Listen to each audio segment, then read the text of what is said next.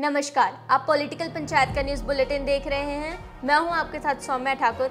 अगले 5 मिनट में हम आपको बताएंगे। तेलंगाना में कांग्रेस सरकार ने किसानों का 2 लाख रुपए तक का कर्ज माफ किया। नीट पेपर लीक मामले में एक बड़ा खुलासा हुआ। भारतीय जनता पार्टी ने अतीशी की अनशन को लेकर पोल खोली। क्या ममता बनर्जी वायनाड में प्रियंका गांधी के लिए प्रचार कर सकती हैं? मौसम विभाग ने बारिश को लेकर अलर्ट जारी किया। आइए खबरों को विस्तार से जानते हैं। तेलंगाना में कांग्रेस सरकार ने किसानों का 2 लाख रुपए तक का कर्ज माफ करने का ऐलान किया। पार्टी का कहना है कि किसानों को न्याय दिलाने के लिए ये कदम उठाया गया है। रेवंत रेड्डी कैबिनेट ने 2 लाख रुपए तक का कृषि कर्ज माफ करने का फैसला किया है। इस कर्ज माफी के बाद राहुल गांधी ने तेलंगाना के किसान परिवारों को बधाई दी। उन्होंने आगे कहा कि हमारी सरकार ने जो कहा सो करके दिखाया। हमारी यही नियत और आदत भी है। तेलंगाना के किसी भी किसान को घबराने की जरूरत नहीं है। जैसे ही कांग्रेस पार्टी की यहां सरकार बनेगी वैसे 2 लाख रुपए का कर्जा माफ होगा और आपको सही एमएसपी मिलनी शुरू हो जाएगी। पूरे देश में नीट पेपर लीक के मामले को लेकर लगातार नए फैसले लिए जा रहे हैं। पुलिस ने झारखंड में इस मामले से जुड़े 5 लोगों को गिरफ्तार कर पूछताछ की। पुलिस बिहार के भी कुछ लोगों की तलाश कर रही है। वहीं इस मामले में एक बड़ा खुलासा हुआ, जिसके बारे में कहा जा रहा है कि हजीराबाद के एक सेक्टर में सबसे पहले पेपर लीक हुआ था। दिल्ली की जल मंत्री अतीशी अपनी मांगों को लेकर अनशन पर हैं, तो वहीं भारतीय जनता पार्टी ने अतीशी के अनशन स्थल का वीडियो जारी कर इसे घोटाले का नाम दिया।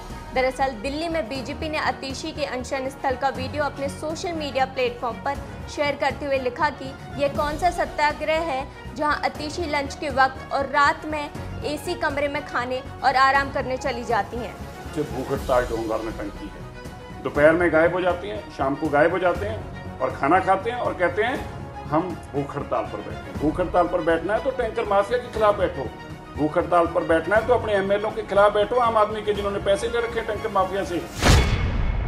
दिल्ली शराब घोटाले मामले में फंसे अरविंद केजरीवाल को एक तरफ जहां उन्हें अदालत ने जमानत दे दी, तो वहीं दिल्ली हाईकोर्ट ने उनकी जमानत पर रोक लगा दी। इस वजह से अब तक उन्हें रिहाई नहीं मिल सकी है। ईडी ने केजरीवाल की जमानत का विरोध किया था, जिसके बाद दिल्ली हाईकोर्ट ईडी की याचिका पर 25 जून को फैसला सुना सकती है।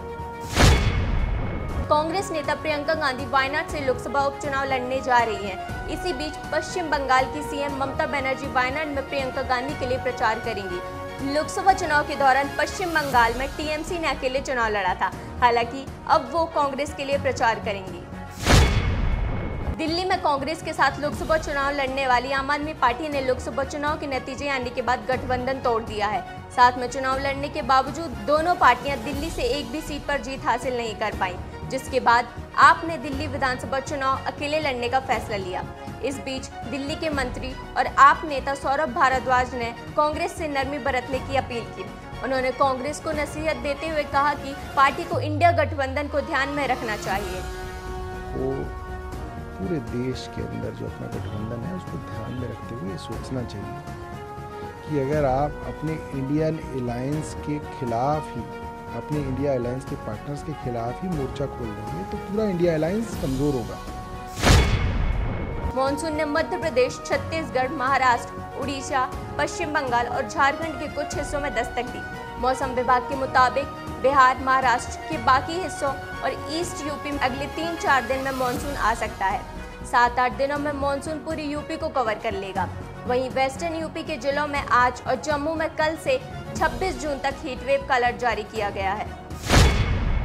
मुख्यमंत्री अरविंद केजरीवाल के आवास पर राज्यसभा सांसद स्वाति मालीवाल से मारपीट के मामले में गिरफ्तार मुख्यमंत्री के पर्सनल असिस्टेंट वीवा कुमार की न्यायिक हिरासत को दिल्ली की अदालत ने 6 जुलाई तक बढ़ा दी है। इसके बाद वीवा की मुश्किलें और बढ़ गई हैं। वित्त मंत्री निर्मला सीतारमण ने दिल्ली में सभी स्टेट्स और यूनियन टेरिटरी के वित्त मंत्रियों के साथ बजट पर चर्चा की। इस बैठक में केंद्रीय वित्त राज्य मंत्री पंकज चौधरी, वित्त सचिव टीवी सोमनाथन और वरिष्ठ अधिकारी भी शामिल रहे।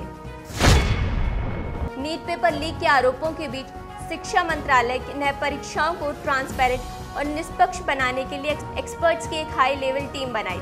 यह कमेटी परीक्षा की प्रोसेस में सुधार, डेटा सुरक्षा प्रोटोकॉल में सुधार और एनटीए के स्ट्रक्चर पर काम करेगी। यह कमेटी 2 महीने के अंदर शिक्षा मंत्रालय को अपनी रिपोर्ट सौंपेगी। इस हाई लेवल कमेटी के चेयरपर्सन के रूप में इसरो के पूर्व चेयरमैन डॉक्टर के राधाकृष्णन कार्यभार संभालेंगे। सरकार एक हाई लेवल कमेटी गठन करने जा रही है,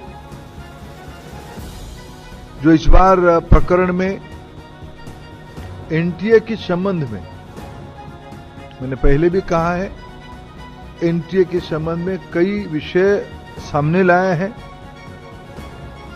एनटीए की स्ट्रक्चर, एनटीए की फंक्शनिंग, एग्जामिनेशन प्रोसेस, ट्रांसपेरेंसी और डाटा सिक्योरिटी प्रोटोकॉल को और इम्प्रूव करने के लिए। दिन भर की बड़ी खबरों में बस इतना ही। फिर होगी आपसे मुलाकात। नमस्कार।